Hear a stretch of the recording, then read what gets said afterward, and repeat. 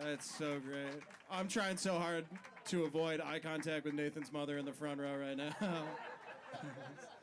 Oh my God. We're going to keep this show rolling. One more time for Kristen Toomey, though. Oh my God. Unbelievable. We're going to keep this show rolling. Your next comic, another one of my favorites. We only book our favorites here at the Jungle. Friend of the room. He runs a great show every month called My Best Friend is Black at the Lincoln Lodge. Everyone start clapping right now for Marcus Banks, everybody.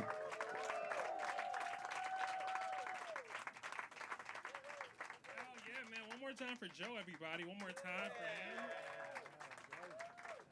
I'm so grateful to be here, man. You all seem like very nice people, and I appreciate that because I'm insecure about my outfit because I look like the first black man to open a woodworking business. So, and that wasn't what I tried to do, but it is what happened, and that's okay. I'm fine. I'm grateful to be here. Y'all do seem like nice people because it's important to me because I went to school with very mean people. I went to school with very mean children. I went to an all-black school, but I was the white-sounding black kid, and there were two Marcuses, so they called me Marcus and him Black Marcus. I disagree. I am black and I am Marcus, so I was very confused about that. I didn't appreciate it. I still get bullied, man. I wear these glasses. People think I'm susceptible to being bullied. I was wearing these glasses, and this white lady came up to me, and she was like, I feel more safe around you as a black guy because you have glasses on. Yeah. So I stole her wallet. I took her money from her. That was the only reasonable response. It was the only thing I could do. I have a girlfriend. I live with my girlfriend. Here's the thing. I do this, so she makes more money than me, and I have no problem with that. I'm secure in my brokenness. I was talking to my mom about it, though, and I was like, you know what, Mom? Fuck all these gender norms. Fuck all these societal norms that imply that the man has to make all the money. We need to queer our perspective on relationships and open up our minds to different social dynamics. And my mom looked directly at me and was like, nigga, if you broke, just say that. Just say those words. Put the thesaurus away. What is queering your perspective? If you need money, just ask for it. So I didn't. I got these boots. So it worked out for me. You just have to be honest about your needs. Thank you. I appreciate that. I like them too. I do have a girlfriend and do this, so I am very pro-abortion. I mean, pro-choice. That's the better thing to say. Very open-minded to that plan of action. I think we spend too much money trying to convince women to not have abortions. I saw a billboard in Indiana that said, I regret my abortion. He would have been 3 today. And I'm just like, you can still have a party.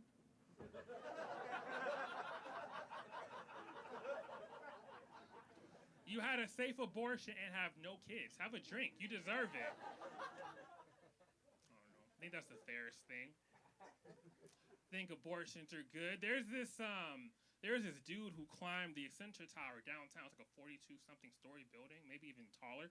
He climbed the whole building with no rope, no harness, and he was trying to promote his anti-abortion nonprofit called Let Them Live.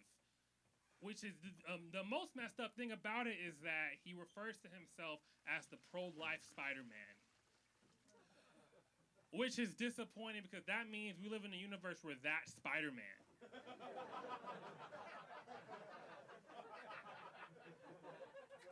Not Peter Parker, not Miles Morales, fucking climb a building guy. And that's disappointing. I don't want to be here anymore, is what I'm saying.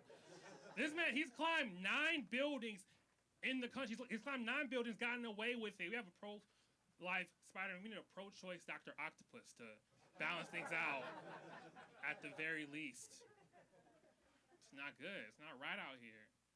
I have enough mental health shit, man. I have a bunch of mental health issues. One time, one of my primary care doctor and my therapist, they diagnosed me with suicidal ideation. And I didn't know what that was. If you don't know what it is, I do know now. Suicidal ideation is basically when you want to kill yourself, but you have procrastination issues. You just don't have good time management. You're more of like an idea guy and not a doer. So, I don't know. That's what it is.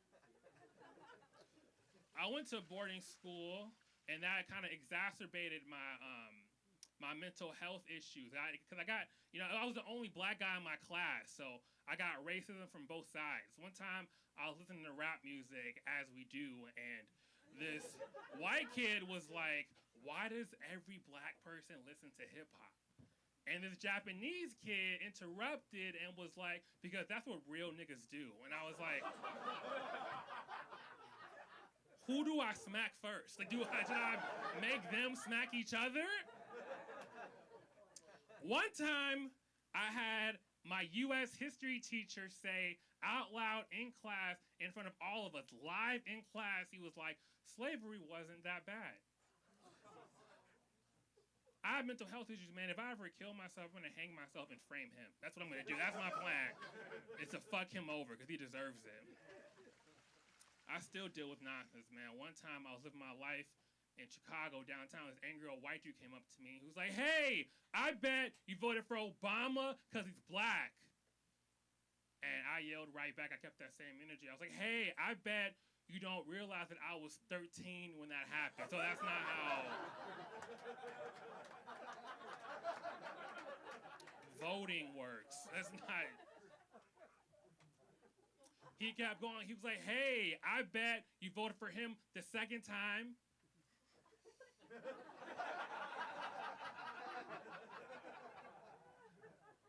I was like, "Hey, I don't think you know what 13 plus 4 is. It's not 18. He kept going. He was like, "You should go back where you came from." I was like, "Well, your ancestors kidnapped my ancestors and stripped away our history, so I don't know where the fuck I came from."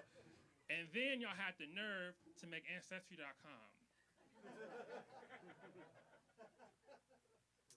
and make me pay to figure out where I came from, which is evil. I think that black people should get a discount on Ancestry.com. We should. Thank you for agreeing.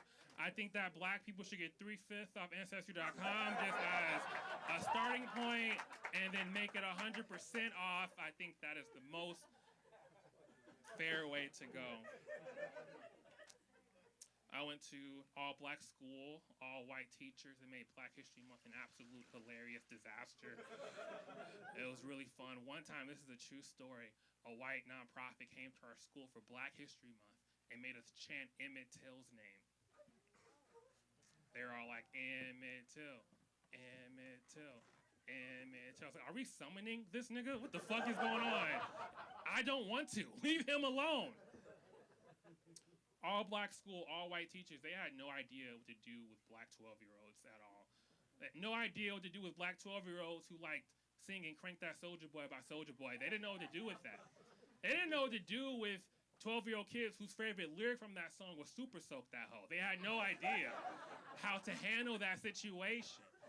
We yelled "Super Soak That Hoe" in all situations, all scenarios, man. Cafeteria, fucking recess, class, the middle of class, we're yelling "Super Soak That Hoe." And one time our teacher stops us and she's like, "Do you guys know what that means? Do you guys know where super soaking that hoe is? That means coming all over a girl's face." And we were like, we did not know that until you said some shit. We had no clue. We thought it was about water guns. We thought it was about shooting girls with water guns, and now we know it's about cum. So thank you for that. We're gonna say it more, so appreciate it. Say it even more often. I used to work at a museum too. I used to work at a museum. And here's the thing, make some noise if you have children. Any kids, any parents in here? Okay, word. Here's the thing, every child in the United States is fucking disgusting. There are no exceptions. I used to work at a museum, so I dealt with children all the time. One time, this kid picked up a piece of bologna off the ground, looked at his friend and said, "I'll eat this for $5.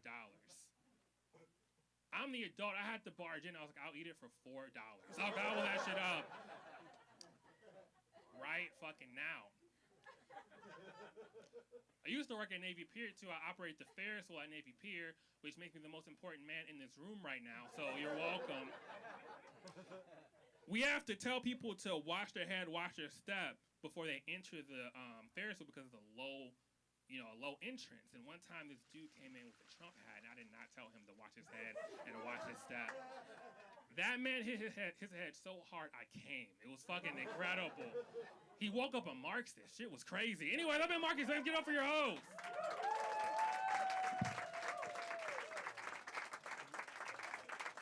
Marcus Banks, everybody, let him hear it. That's so good. We're going to keep this show rolling right along. We got 2 comics left. You guys